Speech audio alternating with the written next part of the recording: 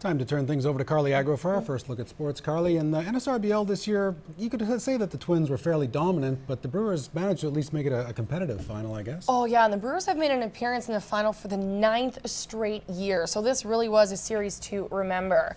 Well, after slipping by the Brew Crew Tuesday night 4-3, the Lloydminster Twins were just one game away from hoisting the NSRBL championship for the 3rd straight season last night, but they would have to do it for the 3rd consecutive year down in Wilkie. We picked things up for you 3-2 for the Brewers. Top of the 3rd here with 2 ducks on the pond. Jamie Smithson knocks one deep to right. It's out of the reach of Jason Schell. Kelly Hoffer will get around and touches home.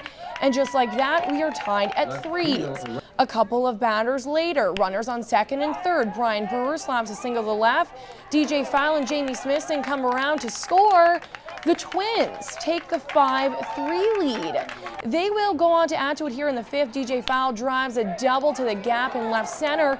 Kelly Hoffer rounds all the way from first. That makes it 6-3 for the Twins. They brought home a couple more runs eventually to lead by 5. The Twins showed they could get it done here with the sticks. Their defense also comes through. Jason Schell bops one deep to center. Riley Curry tracks it down. He makes a leaping grab. Now in the 6th, the Brew Crew inch a little closer here with runners on the corners. Mitch Nielsen slashes a seeing eye single past the left side of the infield. Both runners get the wave to run.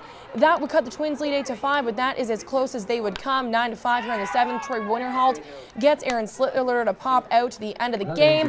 The Lloydminster Twins are the NSRBL champs for the 3rd straight year and do so with a 42-game unbeaten streak. There they are, enjoying their celebration. And of course, the bubbly.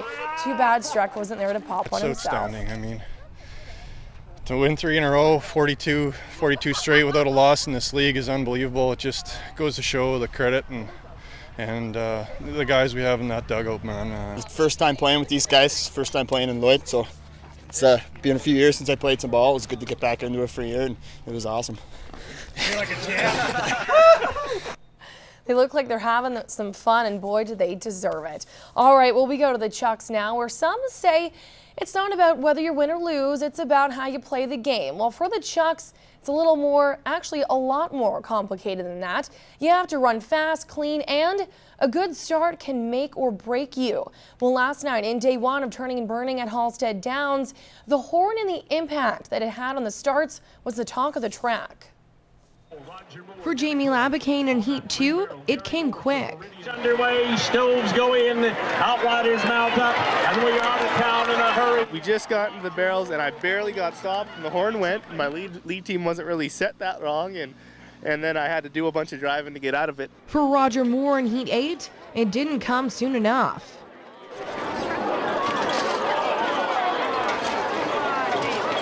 Whoa for speed.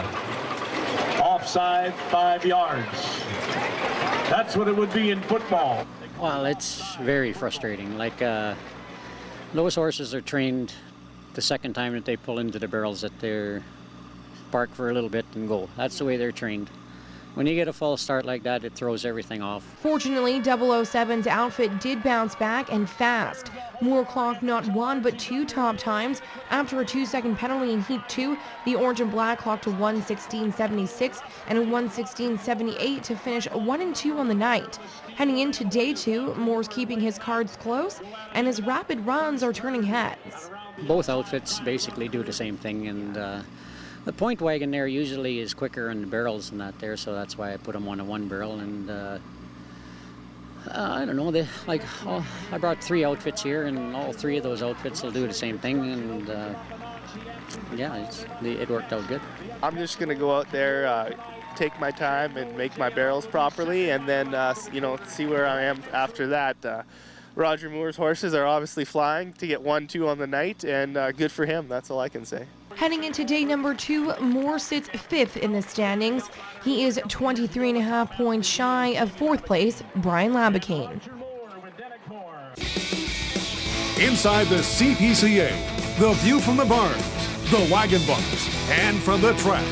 Ignite your adrenaline.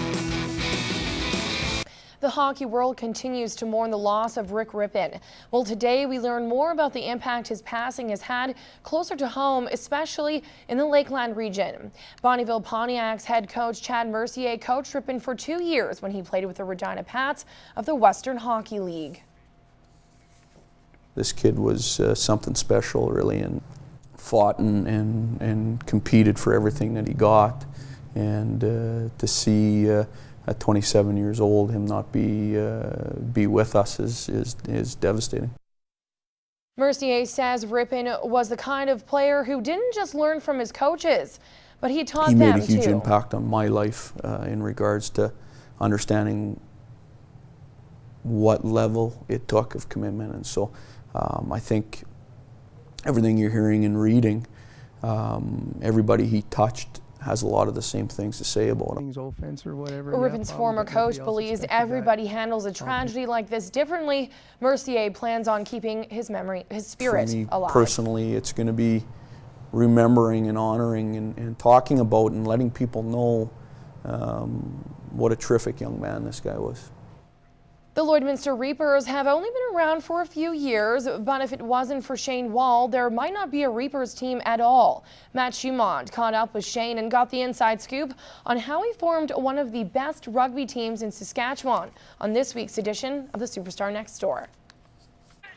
For Shaine Wald, driving to Sherwood Park 3 times a week to get in a game of rugby was starting to get a little old. So when he wanted to start a team of his own in the border city, he had tons of support.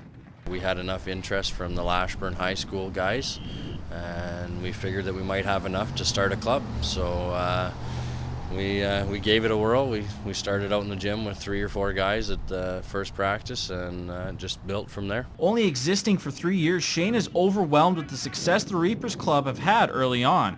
The first year we were in the league, 2 years after we started, so 07, we won our league second division provincials, and every year since then we've either been in the provincial final or the league final, and we've always had amazing athletes going to the provincial level and playing on the all-star teams. With 2 men's and 1 women's team, the game of rugby has grown in the border city, giving Shaine a good reason to expand the program to high school students all the way down to its mini programs. It's definitely nice to see the high school level guys hit that provincial level and then come over to the men's side and actually play senior rugby. Shaine has even gone all the way to bringing in a couple players every year from Wales to come play for the club, and he says the experience they gain from those players is unreal. They had not only on the field but off the field, they bring some of the history and some of the game-like things that they do, and it's just to have that experience for our players to have the chance to go over and do that. It's something that not a lot of sports offer. Matt Shumont, Newcap Sports.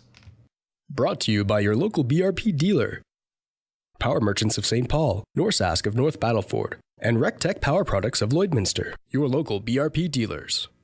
Now, if you happen to have a superstar like Shaine living next door, we would like to hear from you. Please drop us a line at superstar@newcap.ca. Well, drivers and their outriders will be back on the track in about an hour for night number 2 of racing. Now, so far, Aaron Strecks' attempt to dress like a cowboy is coming along, but he's still not quite ready to leave Lammle's. Today, he got one step closer to completing his Western getup. That's good. Next on the list, a shirt. Again, so many to choose from. Let's start with the basics. Still our #1 selling shirt is plaids, but they come in a variety of different brands now, small plaid, big plaid. Now they're starting to come out with some that are a little bit more trendier looking. I've gone so far with what I typically think cowboys wear, but plaid, we're changing it up. They're starting to go a little into some of the more patterns or stripes. A lot of our cinch brand actually came out with quite a few of almost like a paisley pattern and just something different. That sounds more my style. Is it maybe tighter the better? Just like jeans? No, no, not the tighter the better. Depends again on what you're doing with them. The retro styles tend to be a little bit more fitted through the body. Some of the other styles where you're actually going to be working in them or riding, roping, that kind of thing are a little bit looser so that you can move in them. I guess beggars can't be choosers. The one I'm looking for just got harder with limited sizes. Probably a small. Yes. Or extra small. Yeah, and most of them don't even come small and definitely not extra small. smalls. That's gonna be the best way to start. But once we wrangled up a few, it was time to try them on.